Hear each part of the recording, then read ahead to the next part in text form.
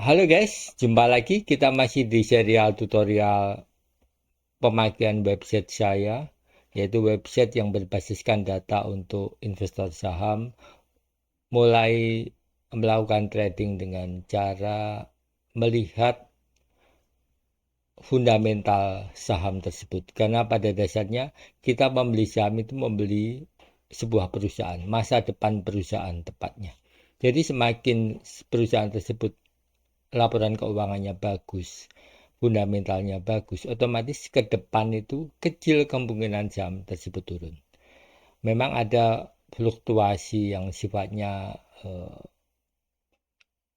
bersama-sama gitu ya. Kalau ekonomi naik-naik, ekonomi turun-turun. Tapi secara keseluruhan, kalau kita tengok rentang lebih panjang lagi, 5 tahun, 10 tahun yang lalu, pasti ekonomi saat ini lebih baik dari 5 tahun yang lalu, lebih bagus dari 50 tahun yang lalu, 100 tahun lalu. Bahkan tidak hanya terjadi di Indonesia, tetapi terjadi secara global. Apapun itu, krisis itu hanya akan menghentikan sementara, kemudian ekonomi akan terus bergulir dan akan terus bertumbuh. Dan hanya perusahaan yang bagus saja yang akan bertahan karena pada sejarahnya banyak sekali perusahaan yang bertumbangan walaupun ekonomi secara global naik. Itu sebabnya kita mesti mendasarkan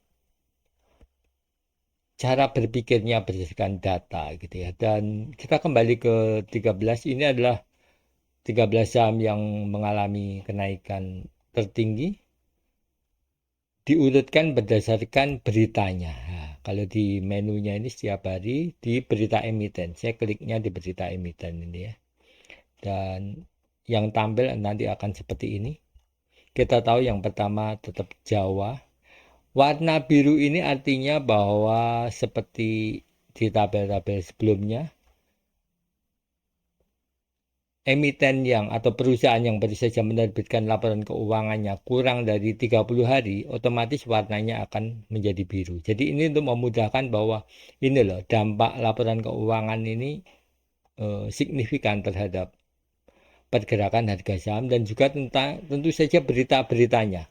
Di sini ke-13-nya ada masing-masing saya pilihkan 3-4 berita utama dan ini adalah berita faktual bukan berita opini. Kenapa? Karena kalau kita ingin objektif tidak boleh melibatkan opini dalam melihat eh, secara telanjang saham tersebut gitu.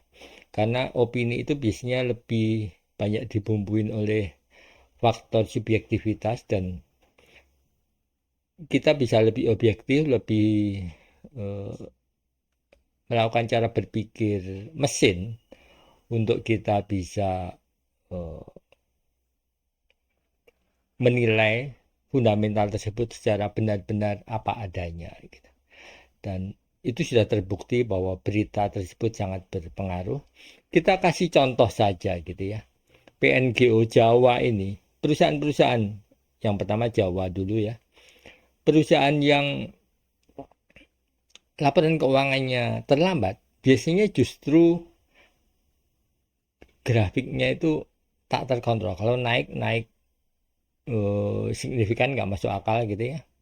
Seperti misalkan Jawa, kalau kita lihat di grafiknya di sini ya, dan juga IBOS. Kita cek saja di grafik yang ini. Jawa ini laporan keuangannya nggak muncul, tapi begitu fluktuatifnya seperti ini. Dan ini sudah mulai terkoreksi lagi dan juga IBOS lihat.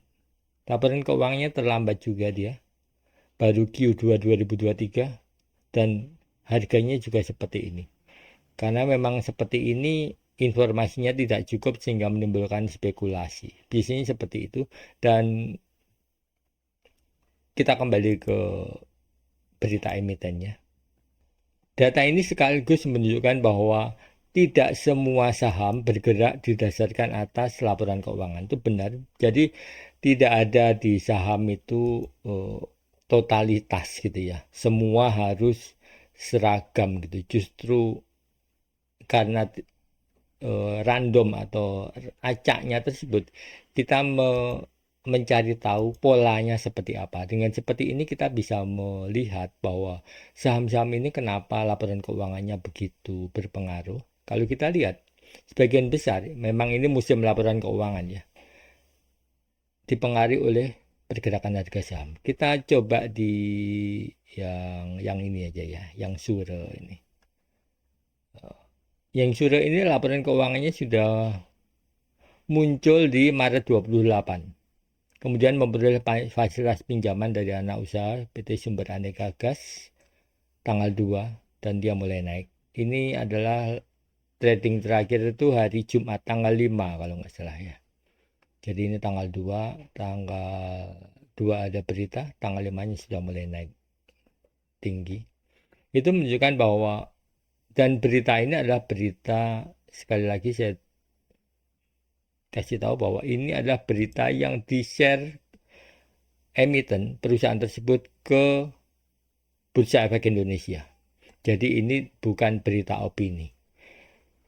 Berita opininya akan muncul seminggu atau 2 minggu kemudian dan itu sudah basi biasanya, dan justru itu yang biasanya banyak diulik.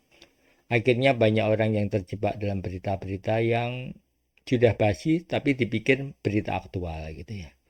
Dan akhirnya nyangkut di atas, biasanya seperti itu. Ini pentingnya kalian bisa melihat secara hati-hati apa yang terjadi dan bagaimana laporan keuangan berpengaruh. Ketika perusahaan tersebut, misalkan Embab ini, pergerakannya sangat berpengaruh terhadap laporan keuangan, akan berindikasi bahwa laporan keuangan berikutnya juga akan berimbas. Jadi sebuah perusahaan itu memiliki spesifikasi masing-masing ya. Ada perusahaan yang kinerja sahamnya begitu berhubungan erat dengan kinerja laporan keuangan. Ada juga perusahaan yang pergerakannya itu tidak terpengaruh dengan laporan keuangan. Pergerakannya hanya seperti itu saja. Misalkan perusahaan big cap gitu ya. Memang terpengaruh laporan keuangan tapi dia lebih ke ekonomi makro Indonesia gitu ya. Karena dia lebih banyak dipegang oleh investor-investor besar biasanya seperti itu, yang pertimbangan politiknya, pertimbangan ekonomi makronya itu lebih tinggi dibanding pertimbangan kinerjanya. Karena kinerja seperti bank itu ya tiap hari, misalkan tiap bulan labanya naik 10%, 12%, ya tahun depan ya nggak akan jauh-jauh dari itu saja. Jadi hampir bisa ditebak akibatnya nggak terlalu berpengaruh, lebih berpengaruh pada makroekonominya. Tetapi tidak semua perusahaan seperti itu. Saya ulangi lagi bahwa jangan gampang sekali mengeneralisasi suatu cara berpikir, kemudian itu seolah-olah cara berpikir itu berlaku pada semua saham. Setiap saham pada dasarnya adalah spesifik. Itu sebabnya kalian perlu data yang aktual, data yang benar-benar bisa menggambarkan ini jenis saham seperti apa, dipengaruhi seperti apa. Dan di website saya ini, kalian nggak perlu capek-capek karena kalian bisa semakin hari semakin pintar, semakin cerdas, semakin hafal bahwa oh ini saham berkaitan dengan laporan keuangan, berkaitan dengan regisu dan sebagainya, berkaitan dengan dividen, karena tidak semua pengaruh dividen itu juga terhadap harga saham. Seperti itu. Semoga tutorial ini berguna. Saya jelaskan ulang bagaimana ini cara membacanya. Misalkan seperti ini, PNGO ini adalah berita-berita utamanya yang memang disubmit ke Bursa Efek Indonesia. Kenapa saya mereferensikan berita yang disubmit ke Bursa Efek Indonesia? Karena itu berita yang lebih terpercaya. Karena kalau pun ada apa-apa, seperti misalkan ya Jawa, penjelasan atas volatilitas transaksi. Setiap emiten tuh pada dasarnya di bursa modal itu rule-nya dibuat setransparan, seclear mungkin. Jadi misalkan di Jawa ini tanggal 2 April ketika volatilitas sahamnya sangat tinggi, bursa berhak mendapat penjelasan dari emiten atau perusahaan tersebut mengapa kenaikannya tinggi dan sebagainya, walaupun biasanya memang jawabannya akan normatif, tapi setidaknya melalui hal-hal seperti ini, bahwa berita yang paling dipercaya adalah berita yang disubmit emiten ke bursa. Di samping kita juga memang berita-berita yang panjang gitu yang diulang-ulang seperti rekisu dan sebagainya itu memang akan berpengaruh. Tapi pada dasarnya yang lebih berpengaruh adalah due date-nya, dan due date-nya itu pasti disubmit ke Bursa Efek Indonesia. Itu sebabnya berita-berita ini pun bukan berita yang saya dapatkan dari media, karena justru setelah muncul di sini biasanya beberapa hari, minggu itu akan muncul di berita. Jadi berita yang kalian dapat di berita itu adalah berita yang relatif sudah lebih basi. Oke, thank you. See you next time. Jangan lupa komen kalau ada yang mau diperjelas lagi poin-poinnya. Ini adalah berita dari 13 saham yang pada hari terakhir mengalami kenaikan tertinggi, dan data ini selalu update sendiri gitu ya. Karena saya sudah memakai teknologi online yang lebih cerdas, seperti sudah saya terangkan di tutorial lainnya, bahwa update data saya lebih cepat dari Google Finance, lebih dari investing.com, dan itu bisa dibuktikan. Thank you, see you next time.